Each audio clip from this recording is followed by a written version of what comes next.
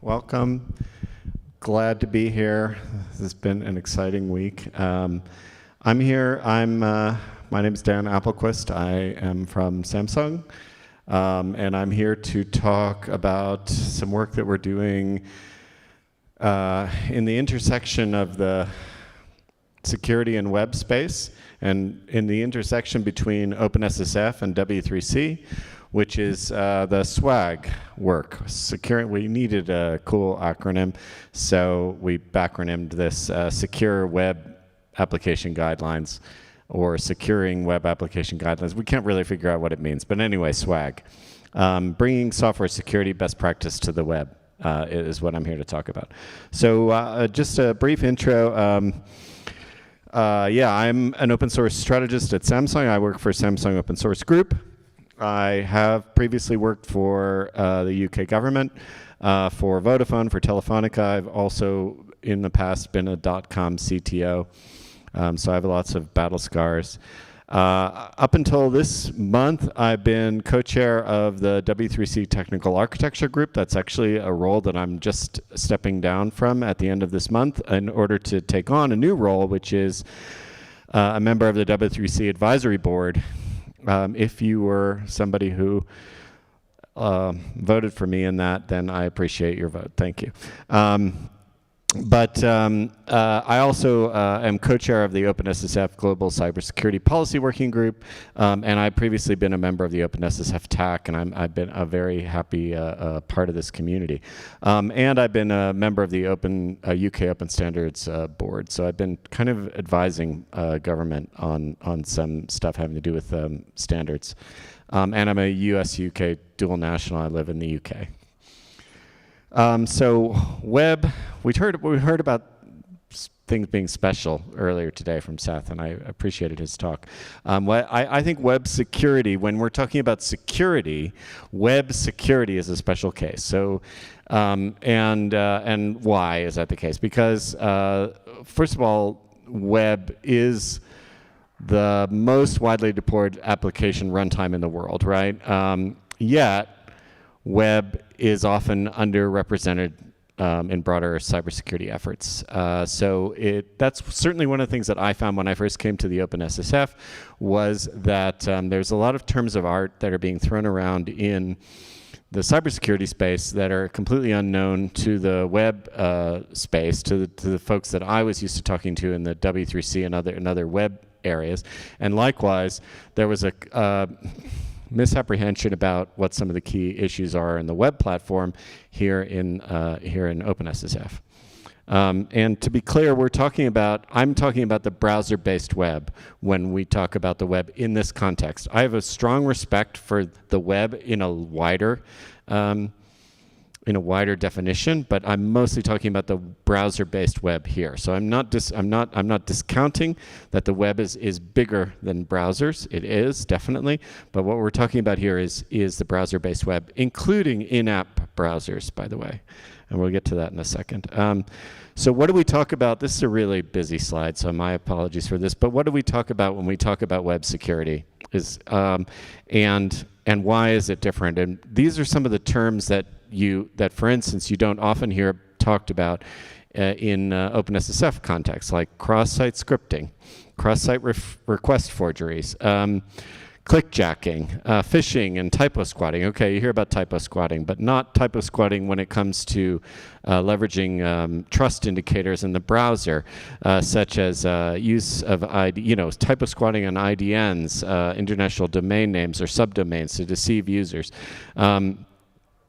Things like supply chain injection that we do talk about, but there are some specific aspects of this having to do with CDNs and specifically the NPM package manager that play an outsized role or an outsized importance here in the web space. Credential stuffing, session hijacking, man-in-the-middle attacks for when you are not able to use HTTPS, although thankfully this is becoming less and less the case. There's all this stuff around consent and gaming of consent. So gaming users into granting dangerous permissions is such a key kind of like problem that we have in the web space right now, and is is a kind of intersection between a technical issue and a social issue.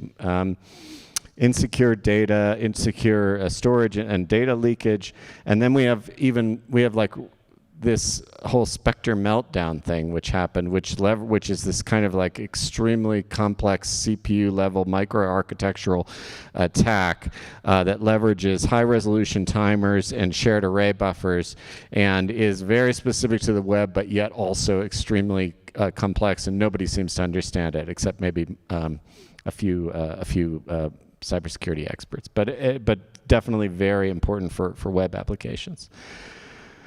So in the web platform design principles, we have this principle, and this is a tag document that I helped to that I'm a contributor into, which tries to chart, how we should be building web specifications. How should we be building new web technologies, right? And one of our core design principles is it should be safe to visit a web page. You should be able to go to any web page and know that you are safe. Why is that? Because you could find yourself on a web page from, say, you've been phished. You've got a text message. It looks like it's from your bank. You click on the URL. Oops, you're on an attacker's website. You're downloading code, malicious code. You could be executing code at any minute. Web browsers have a duty of protection, and that's something else that we talk about in the kind of technical architecture group. Web browsers have a duty of protection against first-party code, and I'm kind of not talking about that here. I'm not really talking about the open source nature of web browsers themselves and JavaScript engines. I'm more talking about the duty of care that web applications have. They also have a duty of protection against untrusted third-party code, because that's the kind of code that you might find yourself encountering when you visit a trusted website. Say I'm going to New York Times, and the New York Times, you can debate whether they're trusted or untrusted, but okay. But I happen to think they're trusted as a website. Suddenly I'm downloading third-party code that's included in an advertisement that nobody at the New York Times vetted or okayed, because it's coming from associated ad network, and that code is using a feature of WebRTC in order to track my local IP address. This is a real thing that happened a few years ago, right? And there's some real examples of untrusted third-party code, and so arguably we need to do more to protect users against that. More about how web security is different. So the attacker has direct access to the runtime. The code runs in the user's browser. The threat surface is the internet, right? There's no centralized runtime. Every browser is slightly different. Updates are automatic, but they're variable. And then you also have a lot of embedded browsers and browser-like runtimes like Electron and other types of runtimes that have different update mechanisms. Highly dynamic content models. You've got CDNs. You've got embedded widgets. You have mixed trust boundaries. You have third-party, first-party, same origin, cross-origin. It's a lot. Developer workflow is different. You've got NPM, which a lot of developers are leveraging, but they're using frameworks. They're using libraries. They're downloading and installing their own libraries, their own polyfills, etc. One example might be like a front-end developer installing a carousel component, and then that silently includes a malicious script because it's a typo squat of the actual component that they should be installing, but the developer isn't made aware of that, So anyway, all of this led to the origin of SWAG. So in 2023, we ran a workshop called Secure the Web Forward, which was kind of a joint workshop between OpenSSF, W3C, OWASP, and OpenJS Foundation, and all of the reports and the report that is, and all of the videos from that workshop are actually at that URL. So if you want to take a look, all that stuff is there. Some of the key takeaways are there's fragmentation and web security guidance. Developers don't have good places to look for kind of core security guidance, security guidelines. There's misalignment between browsers and the developer understanding. And so out of that, we formed the SWAG community group, which I'm co-chairing in W3C. We have a small but dedicated band. All right, I'm gonna fast forward through more findings about the workshop to go straight to the guidelines. So these are some of the key guidelines that we've developed so far. Things like use HTTPS, implement a content security policy, set same site attribute, etc. A lot of these things people were doing already, but they didn't exist in the same document, right? And by the way, at this URL, there's more detail on all of these things, but not a hell of a lot more detail, because actually we wanted to build a document that is in the same mode as the concise guide. Very accessible, something that developers could easily come to grips with, and then they can go and find more information on associated other documents elsewhere. And it includes all of the basic stuff that you would expect in the concise guide, like software security best practices, etc. So next steps. What are we working on next? I promise I will only have one more minute here. Okay.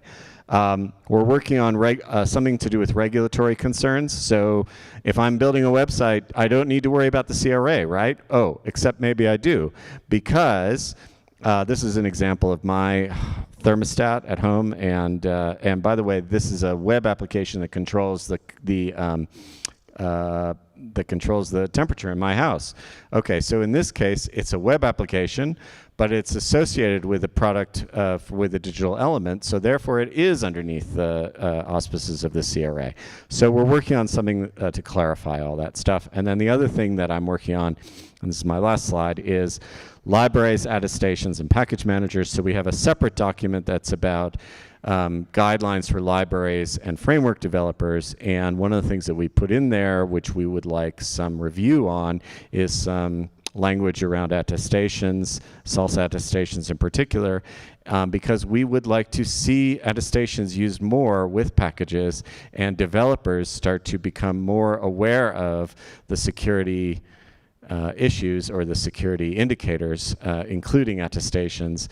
And so again, patches welcome. This is an area of development that we're currently working on. So thank you. I appreciate you being here. And if you want to learn more about SWAG, these are all URLs. Or you don't have to join this. Anybody can join the SWAG group because it's a W3C community group, but you don't have to join it. You can just join the OpenSSF Best Practices Working Group, where I'm reporting on all this stuff anyway. So thanks.